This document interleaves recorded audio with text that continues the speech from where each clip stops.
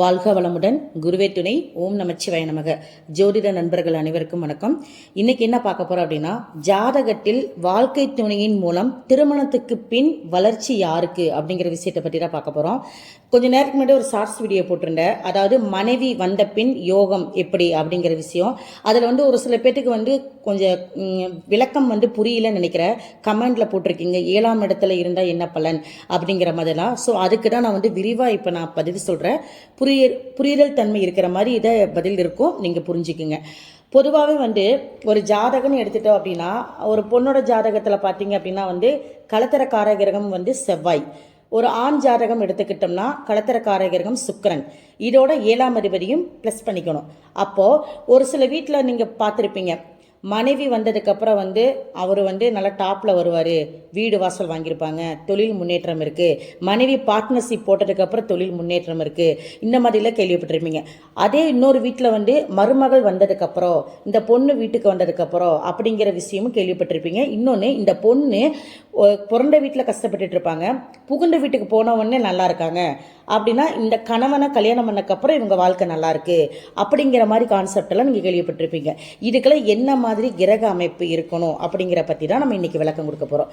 அப்போது இந்த மாதிரி வழிமுறையில் எப்படி தெரிஞ்சுக்கிறது அப்படின்னா, ஆண் ஜாதகத்தில் சுக்கிரன் சொல்லக்கூடிய களத்திர கிரகம் 4, 7, 10, 11 இந்த இடத்துல இருந்தாவோ, அல்லது 7ஆம் அதிபதி 4, 7, 10, 11 இந்த இடத்துல இருந்தாவோ, அதே மாதிரி ஒரு பெண் ஜாதகத்தில் செவ்வாய் பகவான் சொல்லக்கூடிய களத்திரக்கார கிரகம் 4, 7, 10, 11 இருக்கணும். ஸோ இது செவ்வாய் தோஷம் ஒரு கணக்கு வருது, அது விதிவிலக்கு நிறையா இருக்குது. அந்த கான்செப்ட் இப்போ பற்றி பேசல. ஸோ அந்த களத்திரக்கார கிரகமோ இல்லை 7ஆம் அதிபதியோ இந்த பாவத்தில் கனெக்ஷன் ஆகும்போது, இந்த பாவாதி அதிபதியோடு சேரும்போது இவங்களுக்கு வளர்ச்சிகள் இருக்குது. அதோட தசாபுத்தியும் அமையணும். தசாபுத்தி அமையாமல் எந்த ஒரு செயல்பாடும் நடக்காது. இதை நீங்கள் யோசிச்சுக்குங்க.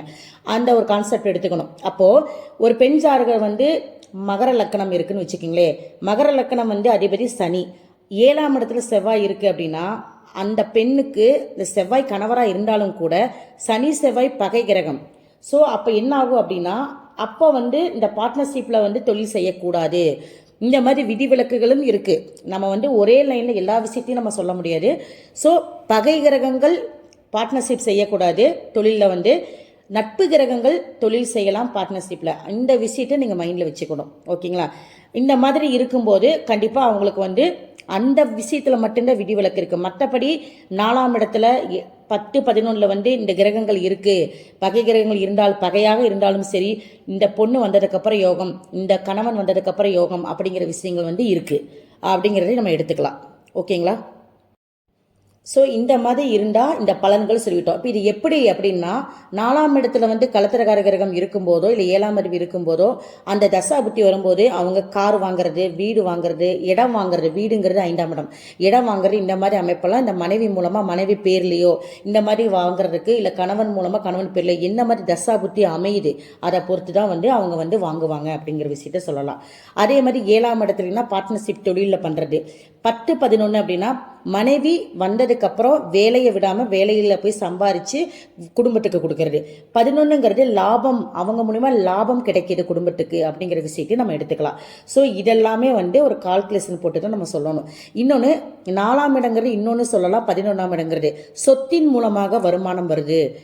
மனைவியோட சொத்து மூலமாக நமக்கு வருமானம் வருது, கணவரோட சொத்து மூலமாக நமக்கு வருமானம் வருது, இந்த மாதிரி கான்செப்டும் வருது. இந்த 4, 2 கணக்கு வரும்போது வாடகை வருமானமும் வருது. வீட்டு வாடகைக்கு விட்டோம், தொழில் வேலையை, அதாவது வீடு கட்டி வீட்டு வாடகைக்கு விடுறது, அந்த வருமானம் வருது. இதெல்லாமே திருமணத்துக்கு பிறகு அதோட தசாபுத்தி அமையும்போது கரெக்டாக அந்த வேலைகள் நடக்கும் அப்படிங்கிற விஷயத்தையும் நம்ம எடுத்துக்கலாம்.